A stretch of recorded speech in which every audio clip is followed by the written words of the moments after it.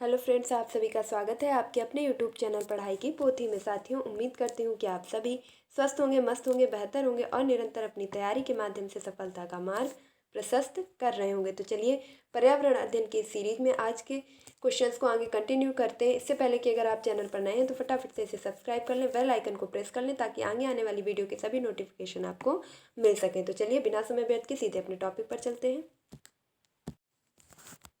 तो आज का जो हमारा पहला क्वेश्चन है वह स्टार्ट होता है यहाँ से कि ओजोन परत में जो छिद्र कर सकती है वह कौन सी गैस है। ओजोन परत में छिद्र करने के लिए जो सहायक गैस है वह कौन सी है। CO2, CO, CFC या N2। तो इसका जो राइट आंसर होगा वह होगा ऑप्शन नंबर सी यानी कि CFC। चलते हैं नेक्स्ट क्वेश्चन की तरफ।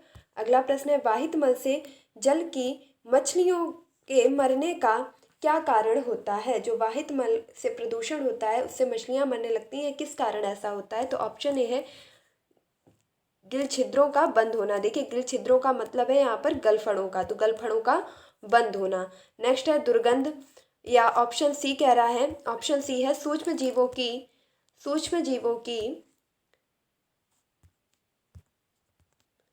क्रिया से O2 की मात्रा में कमी के कारण।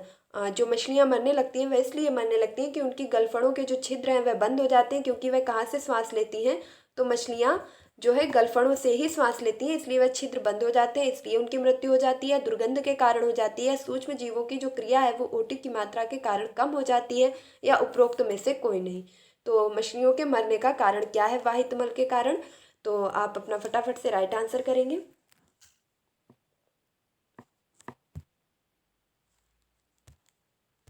तो इसका जो राइट आंसर होगा वह होगा ऑप्शन नंबर सी यानी कि सूक्ष्म जीवों की क्रिया से O2 की मात्रा में कमी के कारण। अगला प्रश्न देखेंगे। नेक्स्ट क्वेश्चन है, नाभिकीय विस्फोट से कौन सा पदार्थ खाद्य श्रृंखला के प्रभाव से मनुष्य शरीर में प्रवेश करता है और अस्थि कैंसर का ऊतकों के नष्टीकरण का कारण बनता है। जब नाभिकीय विस्फोट होता है तो उससे ऐसा कौन सा खाद्य पदार्थ या श्रृंखला का प्रभाव पड़ता है जो मनुष्य शरीर को प्रभावित करता है, अस्थि कैंसर को जन्म देता है, ऊतकों को नष्ट कर देता है। तो ऑप्शन ए है स्ट्रॉन्सियम, ऑप्शन बी है UV किरणें, या ऑप्शन सी है इंफ्रारेड किरणें, या ऑप्शन डी है उपरोक्त सभी। तो इनमें से कौन सा आंसर आपका राइट होगा। तो इसका जो राइट आंसर होगा वह होगा option number A. Option number A बिल्कुल राइट हो जाएगा कि स्ट्रॉन्सियम के कारण ही इन सब चीज़ों का जो है जन्म होता है, अस्थि कैंसर जैसी बीमारियां देखने को मिलती है। नेक्स्ट क्वेश्चन देखेंगे, ग्रीन हाउस प्रभाव किस गैस द्वारा होता है। ग्रीन हाउस गैस प्रभाव के लिए कौन सी गैस जिम्मेदार है। ऑप्शन ए है CO, ऑप्शन बी है O2, ऑप्शन सी है SO2 और ऑप्शन डी है CO2। इसमें आपका राइट आंसर क्या होगा। तो अगर आप पहले के क्वेश्चंस प्रैक्टिस कर रहे हैं तो ये सभी क्वेश्चन आपको बहुत ही इजी लगने लगे होंगे। तो क्वेश्चन नंबर 98 का जो राइट आंसर होगा वह होगा ऑप्शन नंबर डी यानी कि CO2 ग्रीन हाउस प्रभाव के लिए सबसे मुख्य कारक है। नेक्स्ट देखेंगे, इसके साथ साथ आप याद रखेंगे कि ग्रीन हाउस प्रभाव के लिए जो उत्तरदायी गैसें हैं उसमें आपके मीथेन भी होता है, जल वाष्प भी होता है, CO2 भी होता है। तो इन सभी चीज़ों को आप याद रखेंगे। अगला देखेंगे, नेक्स्ट क्वेश्चन है, महानगरों जैसे मुंबई, कोलकाता एवं दिल्ली में मुख्य वायु प्रदूषक हैं। तो सभी महानगरों में जो वायु प्रदूषण का मुख्य कारण है वह क्या है। ऑप्शन ए ओजोन गैस है, ऑप्शन बी कार्बन मोनोऑक्साइड और सल्फर डाइऑक्साइड है, या ऑप्शन सी हाइड्रोकार्बन है, या ऑप्शन डी मार्स गैस है। तो सभी महानगरों में वायु प्रदूषण का जो मुख्य कारण है वह क्या है। तो क्वेश्चन नंबर 99 का जो राइट आंसर होगा वह होगा option number B carbon monoxide और सल्फर ऑक्साइड। नेक्स्ट देखेंगे क्वेश्चन नंबर 100 में पूछा गया है कि जब किसी नदी में मल की भारी मात्रा प्रवाहित कर दी जाती है तब BOD। शायद इस टाइप का क्वेश्चन हमने पिछले प्रैक्टिस सेट में भी लिया था, और वैसा ही क्वेश्चन हमें आज भी देखने को मिल रहा है कि जब किसी नदी में हम मल की मात्रा को प्रवाहित कर देते हैं तो उसमें BOD यानी कि बायोलॉजिकल ऑक्सीजन डिमांड का जो स्तर होता है वह क्या हो जाता है। तो उसका जो स्तर है वह बढ़ जाता है, उतना ही रहता है, या थोड़ा सा घट जाता है, या घट जाता है। तो यहाँ पर राइट आंसर क्या होगा। इसका जो राइट आंसर होगा वह होगा ऑप्शन नंबर ए यानी कि बढ़ जाता है। नेक्स्ट देखेंगे क्वेश्चन नंबर 101 यानी कि जापान की मिनीमाता खाड़ी में निम्न में से कौन सी प्राणी मिनीमाता रोग से मुक्त रहे। ऐसा कौन सा प्राणी था जो मिनीमाता रोग से जो है मुक्त रहा था, बाकी सभी इससे ग्रसित हो गए थे। तो जापान में मिनीमाता खाड़ी में जो मिनीमाता नामक रोग हुआ था उसमें ऑप्शन ए क्या बिल्लियां मुक्त हो गई थी, या खरगोश, या सुअर, या कुत्ते। तो यहाँ पर आपका राइट आंसर क्या होगा? इसका राइट आंसर होगा ऑप्शन नंबर बी यानी कि खरगोश इस रोग से मुक्त रहे थे। अगला प्रश्न देखेंगे 102। निम्न में से किसे बीओडी कहते हैं? निम्न में से किसे बीओडी कहते हैं? तो रुधिर में ऑक्सीजन की कमी, आधारभूत O2 की आवश्यकता, शरीर में O2 की कमी, या जैव O2 की आवश्यकता यानी कि बायोलॉजिकल O2 डिमांड। तो अगर आपने इससे पहले वाले क्वेश्चन को अच्छे से देखा होगा तो आप अपना आंसर कर पाएंगे। इसका ऑप्शन नंबर डी बिल्कुल राइट हो जाएगा कि जैव O2 आवश्यकता यानी कि बायोलॉजिकल ऑक्सीजन डिमांड। अगला प्रश्न देखेंगे वाहित मल जलाशयों से बहा देने से वहां की मछलियां इसलिए मर जाती हैं क्योंकि जल में अत्यधिक CO2 मिल जाती है, उसमें एक गंध होती है, इससे मछलियों को आहार समाप्त हो जाता है, घुली हुई ऑक्सीजन के लिए मछलियों की स्पर्धा बढ़ जाती है। यानी कि जब जल में प्रदूषण हो जाता है तो मछलियां इसलिए मरने लगती हैं क्योंकि उसमें CO2 मिल जाती है, यानी कि कार्बन डाइऑक्साइड का स्तर बढ़ जाता है, या उसमें अत्यधिक गंध हो जाती है, या इसके कारण जो उनका आहार है वह समाप्त हो जाता है इसलिए उनकी मृत्यु होने लगती है, या उनमें जो O2 की मात्रा होती है उसको पाने के लिए उनमें प्रतिस्पर्धा के कारण उनकी मृत्यु हो जाती है। तो इसका राइट आंसर क्या होगा? इस क्वेश्चन का जो राइट आंसर होगा वह होगा ऑप्शन नंबर डी यानी कि घुली हुई ऑक्सीजन की स्पर्धा बढ़ जाती है। नेक्स्ट क्वेश्चन देखेंगे। अगला प्रश्न है वायुमंडल में ग्रीन हाउस गैसों की मात्रा बढ़ाने में सबसे ज्यादा योगदान किस देश का है? जो वायुमंडल में ग्रीन हाउस गैस लगातार बढ़ रही हैं इसमें किस देश का सबसे ज़्यादा योगदान है? अगर सीधे तौर पे पूछा जाए तो ऐसा कौन सा देश है जो सबसे ज़्यादा ग्रीन हाउस गैसों को जो है निकाल रहा है, बढ़ा रहा है?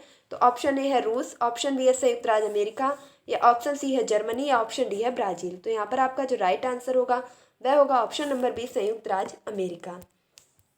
नेक्स्ट देखेंगे अगला क्वेश्चन।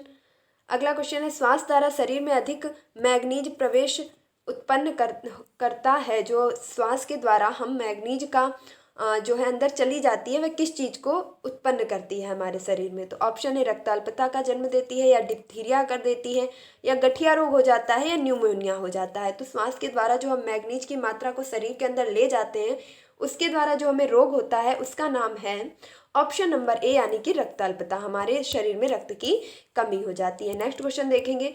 नाइट्रेट उर्वरक की अधिकता बच्चों में कौन सा रोग उत्पन्न करती है? नाइट्रेट की अधिकता से बच्चों में कौन सा रोग देखने को मिलता है? ऑप्शन ए है पीलिया, ऑप्शन बी है मिथैलोग्लोबोमिनिया, ऑप्शन सी है कर्णफेर, ऑप्शन डी है सेप्टिसीमिया। तो यहाँ पर आपका राइट आंसर क्या होगा? तो हम सभी जानते हैं कि नाइट्रेट की अधिकता से होने वाला रोग कौन सा है? तो ब्लू बेबी सिंड्रोम, और इसी का एक और नाम है मिथैलोग्लोबोमिनिया। तो मिथैलोग्लोबोमिनिया यानी कि ऑप्शन नंबर बी आपका बिल्कुल राइट हो जाएगा। चलते हैं नेक्स्ट क्वेश्चन की तरफ। अगला प्रश्न है अम्ल वर्षा का कारण है।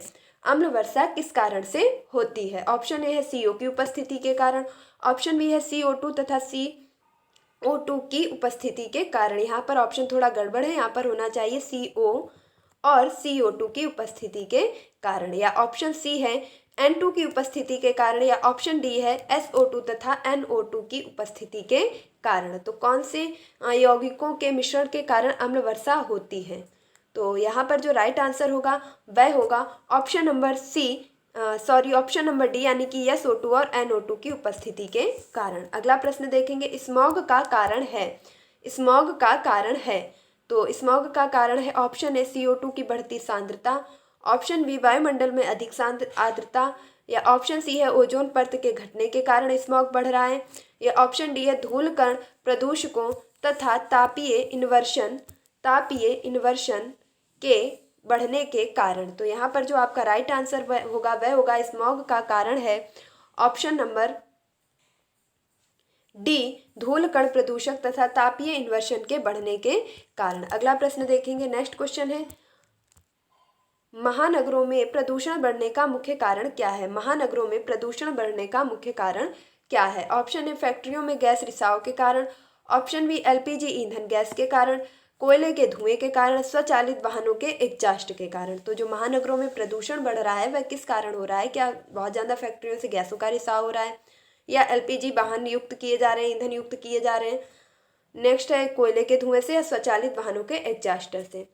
तो इसका जो राइट आंसर होगा वह होगा ऑप्शन नंबर डी, स्वचालित वाहनों के एग्जास्टर से। देखिए एलपीजी के कारण आपका कोई भी प्रदूषण नहीं होगा। कोयले का धुआं ज़्यादा शहरों में देखने को नहीं मिलता है। फैक्ट्रियों के गैस रिसाव के कारण मुख्य कारण नहीं बन सकता है, बल्कि स्वचालित वाहनों के एग्जास्ट के कारण। अगला प्रश्न देखते हैं, स्वचालित वाहनों के धुएं में कौन सी जहरीली गैस होती है? जो स्वचालित वाहन होते हैं उनके धुएं में कौन सी जहरीली गैस पाई जाती है? तो ऑप्शन ए है SO2, ऑप्शन बी है Cl2 और ऑप्शन सी है CO, ऑप्शन डी है क्लोरीन। तो जो वाहन होते हैं उनके धुएं से कौन सी गैस निकलती है? तो इसका जो सही आंसर होगा वह होगा ऑप्शन नंबर सी, यानी कि CO। वाहनों के चलने से जो गैस निकलती वह CO है, यानी कि कार्बन मोनोऑक्साइड। कौन सी गैस है? तो कार्बन मोनोऑक्साइड। आप याद रखेंगे कि सबसे ज़्यादा प्रदूषणकारी गैस भी कौन सी है? तो कार्बन मोनोऑक्साइड। इसे दम घोटू, गलघोटू गैस के नाम से भी जाना जाता है। नेक्स्ट क्वेश्चन देखेंगे, क्लोरोफ्लोरोकार्बन अधिक मुक्त करता है जिसमें ओजोन की हानि होती है। क्लोरोफ्लोरोकार्बन किसको अधिक मुक्त करता है जिसके कारण ओजोन की हानि होती है? ऑप्शन ए है SO2, ऑप्शन बी है नवजात क्लोरीन, या ऑप्शन सी है नाइट्रोजन पर ऑक्साइड, या ऑप्शन डी है इनमें से सभी को।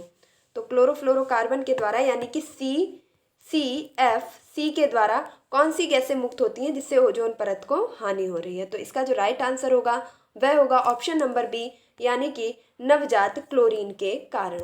नेक्स्ट देखेंगे, अगला क्वेश्चन है, विकिरण प्रदूषण के लक्षण हैं। विकिरण प्रदूषण के लक्षण हैं, जो भी विकिरण प्रदूषण हो रहे हैं उनके क्या लक्षण हैं, उनसे क्या चीज़ें देखने को मिल रही? तो ऑप्शन है बालों का गिरना तथा रक्ताल्पता, यानी कि बाल झड़ रहे हैं और खून की कमी हो रही है। जी मिचलाना तथा रक्ताल्पता, त्वचा इरिटेशन, त्वचा बालों का गिरना, जी मिचलाना तथा रक्ताल्पता। तो यहाँ पर जो आपका राइट आंसर होगा वह होगा ऑप्शन नंबर डी, कि त्वचा में एक रूखापन देखने को मिल रहा है, बाल लगातार झड़ रहे हैं, जी मिचला रहा है और खून की भी कमी के लक्षण देखने को मिलते हैं। अगला प्रश्न देखेंगे, फ्लोरोसिस रोग होता है।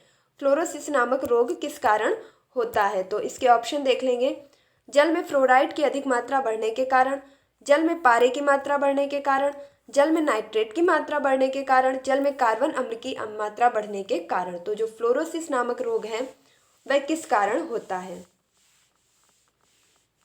तो पारे की अधिकता के कारण कौन सा रोग होता है? मिनीमाता। पारे की अधिकता के कारण कौन सा रोग होता है? मिनीमाता। नाइट्रेट की अधिकता के कारण तो ब्लू बेबी सिंड्रोम या मिथाइलोग्लोबोमिनिया।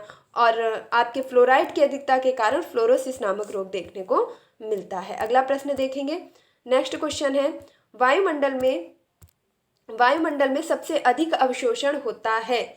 वायुमंडल में सबसे अधिक अवशोषण किसका होता है? ऑप्शन ए दृश्यमान प्रकाश का, ऑप्शन बी निकटस्थ पराबैंगनी प्रकाश का, या ऑप्शन सी दूरस्थ पराबैंगनी प्रकाश का, या ऑप्शन डी रेडियो किरणों का।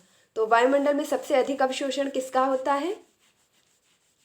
इसका जो राइट आंसर होगा वह होगा ऑप्शन नंबर बी, निकटस्थ पराबैंगनी प्रकाश का। अगला प्रश्न देखेंगे, अगला प्रश्न है, ओजोन छिद्र का आशय है। ओजोन छिद्र का क्या आशय है? ऑप्शन ए है स्ट्रेटोस्फीयर में ओजोन परत की घटती मोटाई, ट्रोपोस्फीयर में ओजोन परत की घटती मोटाई, ओजोन परत में छेद, ओजोन की बढ़ती मात्रा। तो ओजोन छिद्र में जो ओजोन परत में जो छिद्र हो रहा है वह किस कारण हो रहा है, इसका क्या आशय है? तो यहाँ पर जो आपका राइट आंसर होगा वह होगा ऑप्शन नंबर ए, यानी कि स्ट्रेटोस्फीयर में ओजोन की परत की घटती मोटाई। स्ट्रेटोस्फीयर का मतलब यहाँ पर है समताप मंडल में जो ओजोन परत की मोटाई घट रही है उसे ही ओजोन छिद्र के होने का आशय बताया जा रहा है। अगला प्रश्न देखेंगे, ग्रीन हाउस प्रभाव का आशय है। जो ग्रीन हाउस गैस है उसके प्रभाव का क्या आशय है? तो CO2 बढ़ने से वातावरण में गर्मी हो रही है, ग्रीन हाउस में पौधों का उगना, नेक्स्ट है ओजोन छिद्र, क्लोरोफ्लोरोकार्बन की बढ़ती मात्रा। तो ग्रीन हाउस प्रभाव के लिए कौन सी चीज़ें सर्वाधिक जिम्मेदार हैं? तो यहाँ पर जो आपका राइट आंसर होगा वह होगा CO2 बढ़ने से वातावरण में गर्मी। देखिए ग्रीन हाउस गैस के प्रभाव के कारण ही, यानी कि कार्बन डाइऑक्साइड के बढ़ते स्तर के कारण ही लगातार गर्मी बढ़ जाती है, और इवन यहाँ तक कि आपके जो ग्लेशियर वगैरह हैं वो भी पिघल जाते हैं। किसके कारण? तो ग्रीन हाउस के बढ़ते प्रभाव के कारण। अगला प्रश्न देखेंगे। देखिए लास्ट के 2-3 क्वेश्चन ही लूँगी, इसके बाद वीडियो यहीं पर जो है एंड कर दूंगी। तो अगला प्रश्न है, निम्नलिखित में से मीथेन को छोड़कर कौन सी ग्रीन हाउस गैस कृषि खेतों में उत्पन्न होती है।